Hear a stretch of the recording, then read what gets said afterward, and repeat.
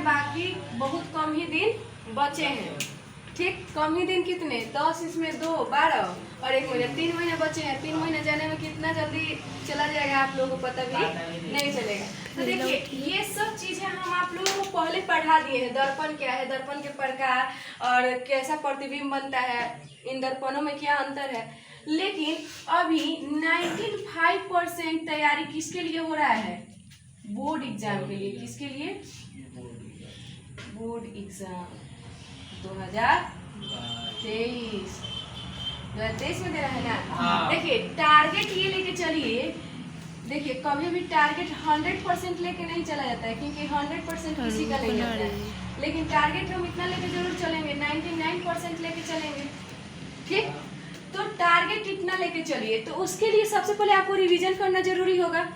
देखिए कितना भी बड़ा पढ़ने वाला स्टूडेंट हो या कितना भी टीचर पढ़ाने वाला हो, तो वो जब तक फिर से रिवीजन नहीं करेगा तो कुछ ना कुछ चीजें भूल ही जाता है। भूलता है कि नहीं, भूलता ही है। इसीलिए रिवीजन जरूरी है। तो हम लोगों ने कल क्या पढ़ा था, हम लोगों ने पढ़ा कि प्रकाश क्या होता है, प्रकाश का परावर्तन क्या है, कैसे प्रतिबिंब बनते हैं, प्रतिबिंब कितने प्रकार के होते हैं, ये हम लोगों ने कल पढ़ा। तो हम बोले भी थे कि हम लोग का नेक्स्ट टॉपिक दर्पण रहेगा। दर्पण से हम लोग पढ़ेंगे कि दर्पण क्या होता है। तो देखिए दर्पण किसे कहते हैं। देखिए किसी कांच का वह टुकड़ा जिसका चिकना पृष्ठ कलई किया गया हो, कलई मतलब रंगा गया हो। जैसे एक कांच हो और उसका एगो भाग क्या किया गया हो, रंग दिया गया हो, और एगो भाग छोड़ दिया गया हो, तो उसे हम क्या कहेंगे, दर्पण कहेंगे। जैसे अपनी भाषा में, आम भाषा में बोला जाए तो आईना कहेंगे। क्या कहेंगे, आईना। ठीक, और ये हम सबको पता है कि आईना किसका होता है, कांच का होता है। किसका होता है, कांच का। अब देखिए दर्पण के प्रकार भी होते हैं। तो दर्पण के 2 प्रकार होते हैं। कितने प्रकार, 2 प्रकार होते हैं, एक समतल दर्पण और एक गोलीय दर्पण। लेकिन हम लोग जिसमें चेहरा देखते हैं वो कौन सा दर्पण होता है, समतल दर्पण। कौन सा दर्पण होता है, समतल दर्पण।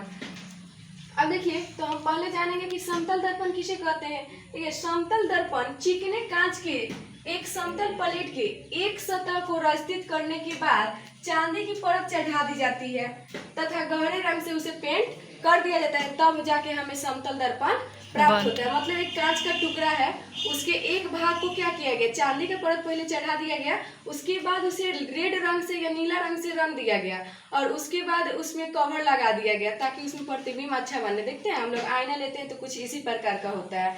ठीक, तो इसे हम कहते हैं समतल दर्पण। अब हम आप लोगों को बताएंगे कि समतल दर्पण में जो प्रतिबिंब होता है उसकी क्या विशेषताएं होती हैं। ठीक,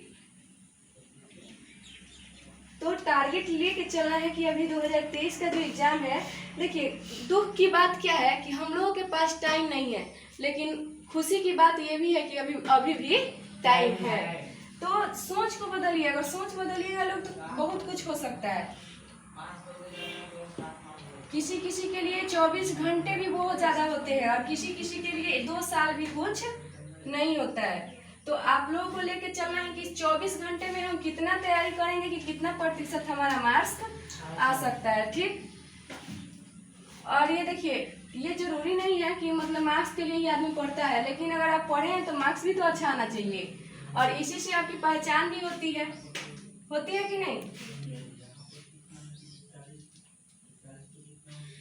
अभी हमने बताया कि समतल दर्पण में क्या होता है कि एक उसका मान लो कि ये समतल दर्पण है, ऐसे इसका सतह ये क्या किया है, रजतित किया गया है, रजतित या कलई किया गया है। और ये क्या है उसका परावर्तक सतह। देखिए इसमें परावर्तन के बाद ना 90 डिग्री का कोण बनता है। कितना डिग्री का, 90 डिग्री का कोण बनता है। ठीक, अब देखिए हम यहाँ जानेंगे समतल दर्पण की, समतल दर्पण में बने प्रतिबिंब की विशेषता, ये विशेषताएं। ये क्वेश्चन आपसे पूछ सकता है कि समतल दर्पण किसे कहते हैं और समतल दर्पण की क्या क्या विशेषताएं होती हैं, या समतल दर्पण में जो प्रतिबिंब बनते हैं उनकी विशेषताएं क्या होती हैं। तो पहला देखिए समतल दर्पण में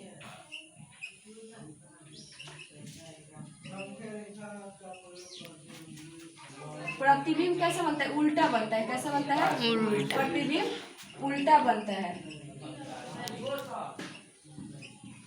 देखिए उल्टा कैसे बनता है? अगर हमने यहाँ पे आर लिखा है और मिरर में इस आर को हम देखेंगे तो कुछ इस प्रकार से दिखेगा। मतलब हमने अगर हाथ पे भी आर लिख लिया और आर को हम क्या करेंगे कि दर्पण के सामने ले जाके देखेंगे तो वो क्या दिखाएगा? ऐसे कुछ इस टाइप का दिखाएगा। अगर हम के लिखे हैं तो उसको इस तरह दिखाएगा। ठीक। और वैसे ही अगर हम लोग अपने आप को ऐसे देख रहे हैं आईने में तो हमारा जो ये दायां वाला है उसमें बायां की तरह दिखाएगा और जो बायां वाला है उसमें दायां की तरह दिखाएगा। तो ये क्या होता है कि प्रतिबिंब जो बनता है वो उल्टा बनता है। फिर उसके बाद आभासी प्रतिबिंब बनता है। क्या बनता है? आभासी या काल्पनिक आभासी प्रतिबिंब बनता है।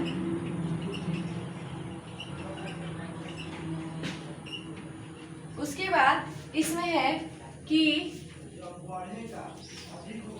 जो प्रतिबिंब है, प्रतिबिंब जो है वो वस्तु के बराबर बनता है, ना तो छोटा बनता है ना तो बड़ा बनता है। प्रतिबिंब वस्तु के आकार के बराबर बनता है।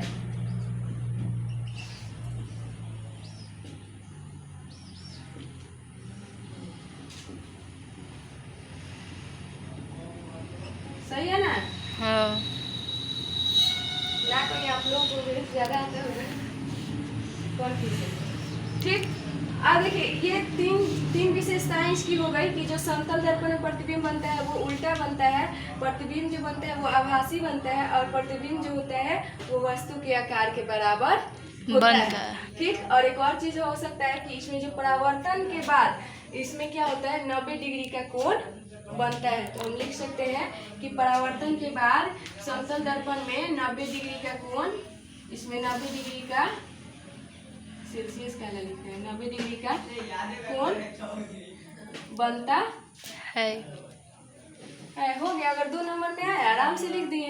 अगर 5 नंबर में आया तो थोड़ा बहुत फिगर बना देंगे, यहाँ समझा देंगे कि कैसे परावर्तन हो रहा है। एक कोई वस्तु रख देंगे ऐसे वाला, ये वाला फिगर बना देंगे आर वाला, हो जाएगा हम लोग का दीर्घ उत्तरीय में काम हो जाएगा। अब हम लोग पढ़ेंगे गोलीय दर्पण। ठीक। थोड़ा वीडियो पुश कीजिए। गोलीय दर्पण के बारे में पढ़ना है। गोलीय दर्पण क्या है? तो किसी कांच का वह टुकड़ा, किसी कांच का वह टुकड़ा जिसका परावर्तक सतह किसी खोखले गोले का भाग हो, किसी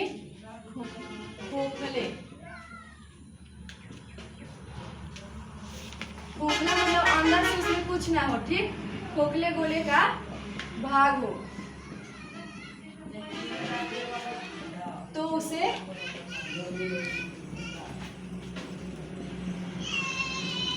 गोलीय दर्पण कहते हैं।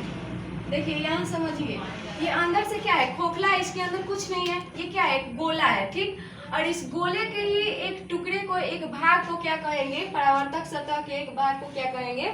गोलीय दर्पण कहते हैं या कहेंगे, कहते हैं। अब देखिए गोलीय दर्पण जो होता है वो 2 प्रकार का होता है। कितने प्रकार का? 2 प्रकार का। यहाँ पे हम लिखे भी है उत्तल दर्पण और अवतल दर्पण। तो सबसे पहले ये तो हम जान लिए कि गोलीय दर्पण जो होता है वो 2 प्रकार का होता है। गोलीय दर्पण 2 प्रकार के होते हैं। भाई कौन कौन होते हैं बताएंगे? एक अवतल दर्पण और दूसरा उत्तल दर्पण। उत्तल में खाली वो रहेगा छोटका उत्तल दर्पण। और देखिए गोलीय दर्पण के 2 भाग तो होते हैं, अवतल दर्पण और उत्तल दर्पण। लेकिन अगर इसको डिफिनेशन करना पड़े तो 2 नंबर में अगर पूछ दिया कि गोलीय दर्पण के कितने भाग होते हैं बताएं, तो हम तो सिर्फ ये थोड़ा ना लिख के छोड़ देंगे, तो हम लिखेंगे कि गोलीय दर्पण के दो भाग होते हैं, एक अवतल दर्पण और एक उत्तल दर्पण। तो वैसा दर्पण, गोलीय दर्पण का वह भाग या वह दर्पण जो बाहर से रचित किया गया हो, मतलब कि कुछ इस प्रकार से हो,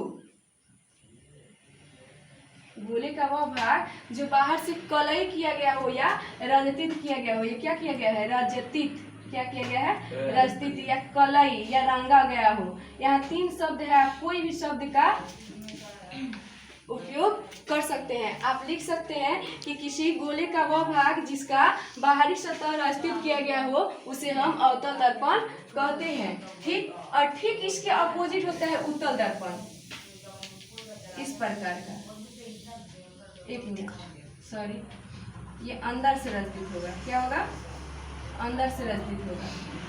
तो किसी गोलीय दर्पण का वह भाग जो अंदर से कलई या रचित किया गया हो उसे उत्तल दर्पण कहते हैं। तो हम पहले लिखेंगे कि किसी दर्पण का वह भाग जो बाहर से रचित किया गया हो उसे अवतल दर्पण, और जो अंदर से किया गया हो उसे उत्तल दर्पण। ये क्या है? ये भी रचित है। यहाँ भी फिगर में आप लोगों को देखने को मिल जाएगा। देखो, ये आप लोग देख सकते हैं कि यहाँ पे क्या है? एक अवतल दर्पण है और यहाँ पे क्या है? उत्तल दर्पण है। ठीक, यहाँ पे भी रहेगा। अब देखिए, यहाँ पे हम लोग गोलीय दर्पण से संबंधित कुछ पद पढ़ेंगे। पद क्या क्या आता है? आपको एक एक ऑब्जेक्टिव टाइप में क्या पूछ सकता है, ये बहुत मोस्ट इम्पोर्टेंट है। देखिएगा, ध्रुव क्या है? ध्रुव इधर से रहेगा ना, इधर से। देखिए, ध्रुव को हम लोग पी से सूचित करते हैं। यहाँ है ना, ध्रुव को हम लोग क्या करते हैं? पी से सूचित करते हैं। तो किसी दर्पण का मध्य बिंदु, अब देखिए यहाँ पे मान लीजिए ये उत्तल दर्पण, इसको हम यहाँ से हटा दे रहे हैं। ठीक, यहाँ से मान लीजिए दोनों को हटा दिए। यहाँ पे एगो अवतल दर्पण बन गया है और एगो उत्तल दर्पण। तो ये देखिए, इसका मध्य बिंदु है, यहाँ से आधा है और यहाँ से आधा है। तो किसी दर्पण के मध्य बिंदु को हम लोग क्या कहते हैं? ध्रुव कहते हैं। तो मध्य बिंदु को ही हम लोग क्या कहते हैं? मध्य बिंदु को हम लोग ध्रुव कहते हैं। किसी दर्पण के मध्य बिंदु को ध्रुव कहते हैं। और परावर्तक सतह किसे कहते हैं? तो देखिए, अब परावर्तक सतह किसे कहेंगे? पी और सी को। किसे कहेंगे? पी और सी को। ये जो अब लिखेंगे कि किसी दर्पण का वह सतह जो कलई नहीं किया गया हो उसे परावर्तक सतह कहेंगे। प्रधान अक्ष, किसी दर्पण के ध्रुव से एक लाइन खींची जाती है या रेखा खींची जाती है जिसे हम क्या कहते हैं? प्रधान अक्ष कहते हैं। और मोस्ट इम्पोर्टेंट इसमें है वक्रता त्रिज्या, नहीं वक्रता केंद्र। वक्रता केंद्र, त्रिज्या भी पूछता है। देखिए, वक्रता केंद्र, तो जिस पे दर्पण टिकी होती है, जिस केंद्र पे दर्पण बनी होती है उसे हम वक्रता केंद्र कहते हैं। इसे सी से सूचित किया जाता है। ये भी पूछ सकता है कि सी से किसे सूचित किया जाता है? वक्रता केंद्र। वक्रता केंद्र को। या फिर एक दर्पण का फिगर बना देगा और उसमें बोलेगा कि आप इसको दर्शाइए कि इसमें कौन वक्रता केंद्र है, कौन ये ध्रुव है, कौन क्या है। अब देखिए, एक वक्रता त्रिज्या जिसे हम लोग क्या कहते हैं? आर कहते हैं। इसको कैपिटल में लिखिए या स्मॉल में लिखिए। तो एक त्रिज्या कब बनता है? त्रिज्या मतलब उसका आधा भाग को ही ना त्रिज्या कहते हैं। तो किसी दर्पण का वह भाग जिस दर्पण में कुछ भाग निकल के आते हैं उसे हम क्या कहेंगे? उसका वक्रता त्रिज्या कहेंगे। ठीक, इसमें प्रधान अक्ष, देखिए हम लोग क्या क्या पढ़े? ध्रुव, प्रधान अक्ष, परावर्तक सतह, वक्रता त्रिज्या, वक्रता केंद्र। तो ये कुछ मोस्ट इम्पोर्टेंट पद थे। लेकिन इससे भी इम्पोर्टेंट चीज आप लोग को पढ़ाएंगे। पढ़ना चाहते हैं? पढ़ना है? तो पढ़ना है तो बने रहिए हमारे साथ। देखिए, क्योंकि अभी जो पढ़ा रहे हैं वो आप लोगों के लिए बहुत ज़्यादा इम्पोर्टेंट है। जो हम आप लोगों को अभी देखिए हम पढ़ा रहे हैं ना, तो दावा के साथ ये जरूर बोल सकते हैं कि सारे क्वेश्चन तो इसमें से नहीं आएंगे, लेकिन 1-2 क्वेश्चन जरूर आ जाएंगे कि आप लोग कहेंगे कि हाँ दीदी जो पढ़ाई थी क्या पढ़ाई थी। अगर अभी इस टाइम पढ़ लीजिएगा तो घर पर रिविजन करने का जरूरत भी नहीं पड़ेगा। तो मोस्ट इम्पॉर्टेंट जो चीज़ है वो हम आप लोगों को बताएंगे, वो है उत्तल और अवतल दर्पण में अंतर। ये बहुत लोग कंफ्यूज कर जाता है। क्यों? क्योंकि आप लोगों का लेंस भी 2 प्रकार का होता है, उत्तल लेंस और अवतल लेंस। तो आदमी को लिखना होता है दर्पण में अंतर, लिख देता है लेंस में अंतर। तो ऐसा नहीं होना चाहिए। ठीक, तो ये चीज मोस्ट इम्पोर्टेंट है। और ये देखिए बाबू, अगर ये नहीं पूछा, अवतल दर्पण और उत्तल दर्पण वाला नहीं पूछा तो लेंस वाला जरूर पूछ देगा। लेकिन इसमें से एक को अभी ना कभी पूछेगा ही, चाहे वो पहला सीटिंग में पूछे या सेकंड सीटिंग में, लेकिन पूछेगा जरूर। बिहार बोर्ड है, यहाँ कुछ हो सकता है।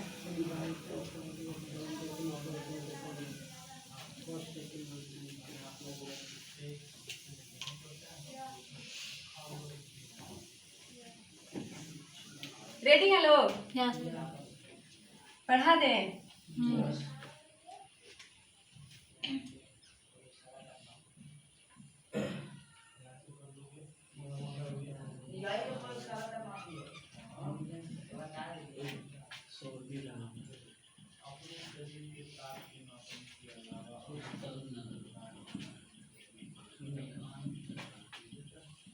देखिए, कभी भी जब अंतर पूछता है तो हम लोग लिखते हैं कि अवतल दर्पण और उत्तल दर्पण में निम्नलिखित अंतर है। तो हम यहाँ नहीं लिखेंगे क्योंकि हम सिर्फ आप लोगों को समझा रहे हैं कि कैसे लिखा जाता है। आप लोग लिखिएगा जब आंसर तो लिखिएगा कि अवतल दर्पण और उत्तल दर्पण में निम्नलिखित अंतर होते हैं। निम्न मतलब नीचे और लिखित मतलब लिखा हुआ, मतलब मैंने जो नीचे लिखा है वही अंतर इन दर्पणों में होता है। तो एक देखिए, अंतर लिखने का सबसे अच्छा चीज यही होता है कि आप दो पार्ट्स में बांट के लिखिए। ठीक, अब देखिए तो हम लिखेंगे अवतल दर्पण, यहाँ लिख दिए। अब यहाँ लिखेंगे उत्तल दर्पण। थोड़ा तिरछा पढ़ा जाएगा तो कोई बात नहीं, आप लोग कॉपी में सीधा पढ़ लीजिएगा।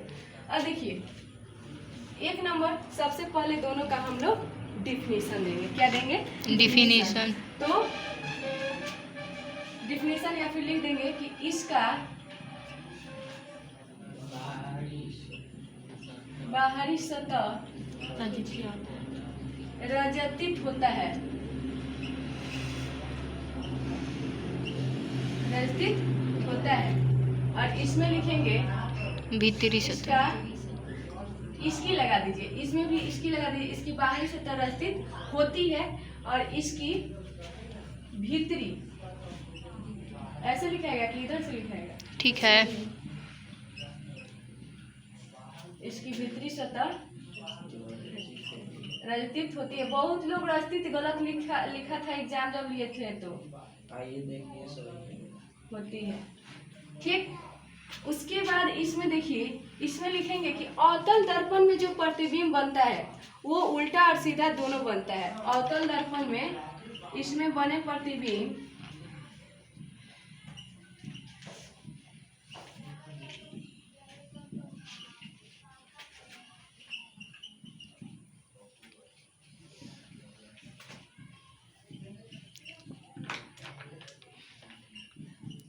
दोनों होते हैं। और इसमें हम लोग लिखेंगे कि उत्तल दर्पण में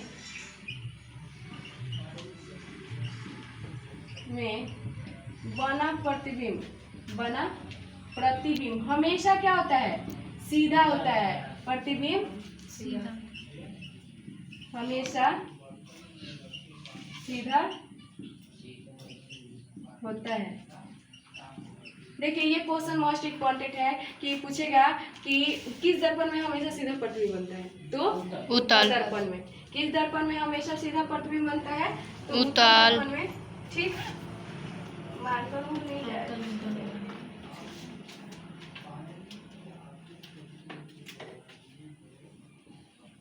उसके बाद है कि इसमें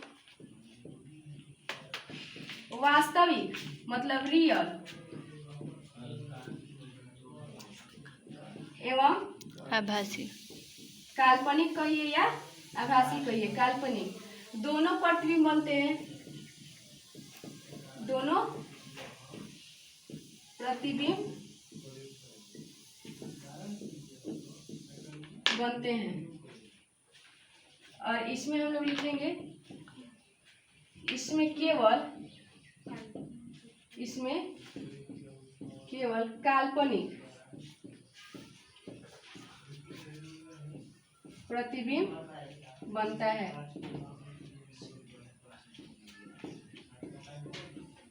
और एक और चीज है, कौन बताएगा इसका एक और अंतर?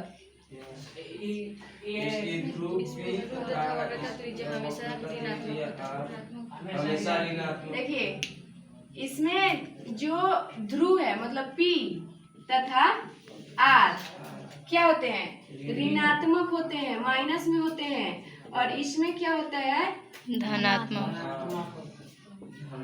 इसमें P तथा R धनात्मक होते हैं।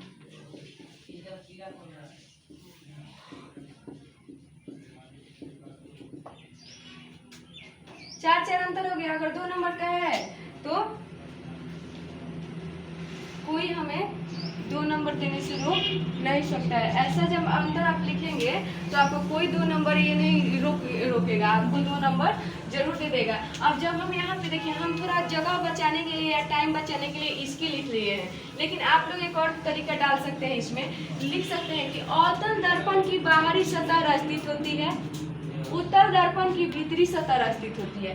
इसमें डाल सकते हैं कि अवतल दर्पण में बना प्रतिबिंब सीधा या उल्टा दोनों होता है।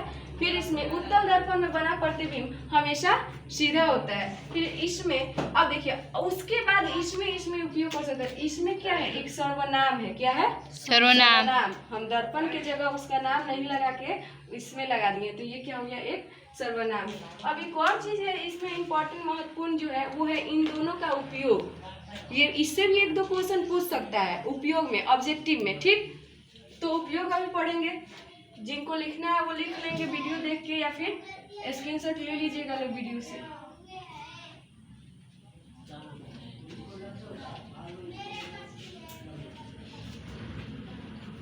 देखिए इसमें अवतल दर्पण का बहुत सारा उपयोग है, उत्तल दर्पण का बहुत कम उपयोग है। ठीक,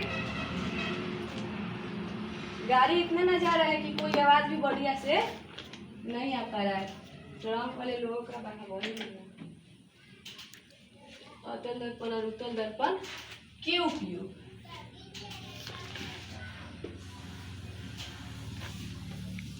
तो पहले हम जानेंगे अवतल दर्पण।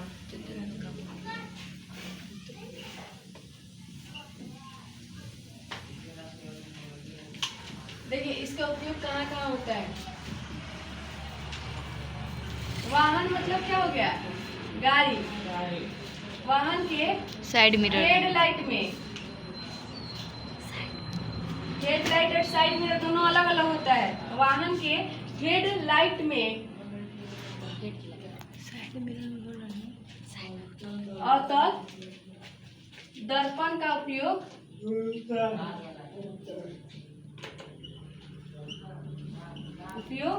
होता है।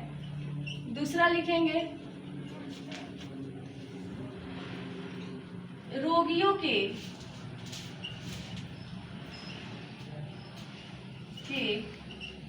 आँख, नाक, दांत, कान, दांत इत्यादि, रोगियों के आँख, नाक, कान, दांत आदि इत्यादि की जांच करने के लिए, जांच, या फिर हम ऐसे लिख सकते हैं, रोगियों के आँख, कान, नाक, दांत इत्यादि की जांच चिकित्सालयों में किया जाता है।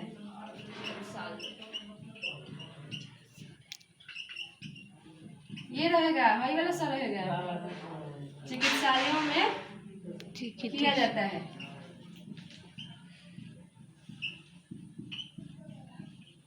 क्या किया जाता है? इसका उपयोग, अवतल दर्पण का उपयोग। देखिएगा डॉक्टर ज्यादातर अगर आपको कोनो बीमारी होता है या फिर बुखार उखार ज्यादा लगता है तो एक टॉर्च लेके आता है।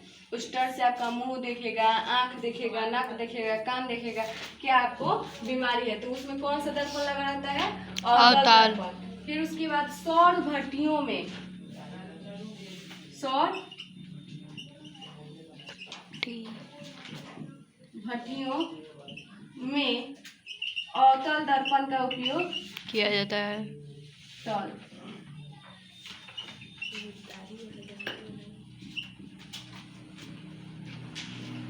देखिए ये सौर भट्टी क्या होती है, मतलब पृथ्वी के अंदर जो सौर भट्टियां होती है ना, उसकी भी जो जांच किया जाता है किस दर्पण से किया जाता है?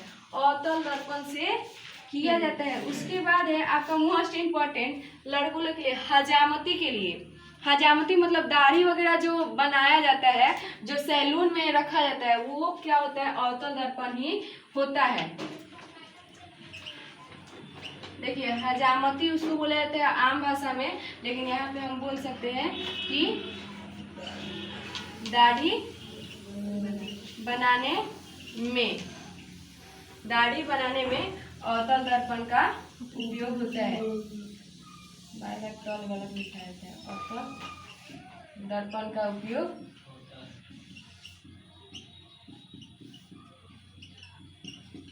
होता है। मोस्ट इम्पोर्टेंट है। देखिए हजामती बनाने में, सौर भट्टी में, चिकित्सालयों में और वाहन के हेडलाइटों में क्या होता है, अवतल दर्पण का उपयोग होता है। और उसके बाद आपका उत्तल दर्पण है, इसका एक ही उपयोग है, बता दे, बताइए। मोस्ट इम्पोर्टेंट है ये, बड़ा मोस्ट इम्पोर्टेंट है, बहुत ज़्यादा इम्पोर्टेंट है।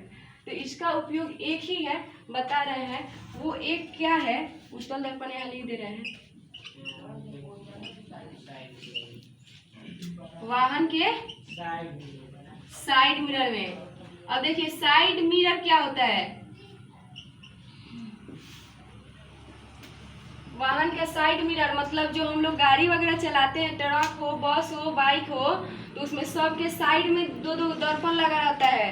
किस लिए दर्पण लगा रहता है कि पीछे की जो गाड़ियां आ रही हैं वो हमें अच्छे से दिखाई दे। तो वो जो गाड़ियां आती हैं ना, उसी को देखने के लिए कौन सा दर्पण लगाया जाता है, उत्तल दर्पण। अब एगो मोस्ट इम्पोर्टेंट क्वेश्चन पूछता है कि उत्तल दर्पण ये वाहन के साइड मिरर में क्यों लगाया जाता है, क्योंकि स्पष्ट रूप से उसमें साफ क्यों लगाया जाता है, क्योंकि बड़ा वस्तु भी छोटे आईने में दिख जाएगा।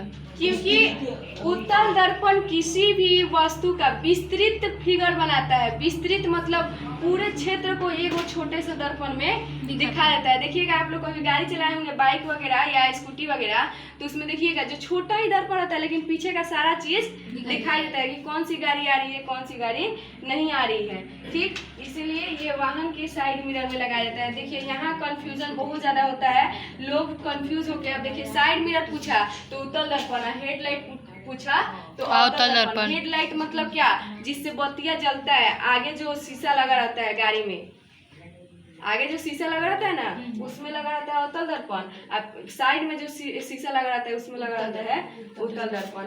यही तो था दर्पण में। बस अब हम लोग का खत्म हो गया दर्पण। इसके बाद इसमें जो इम्पोर्टेंट चीज होगा वो पढ़ाया जाएगा, लिख लीजिए।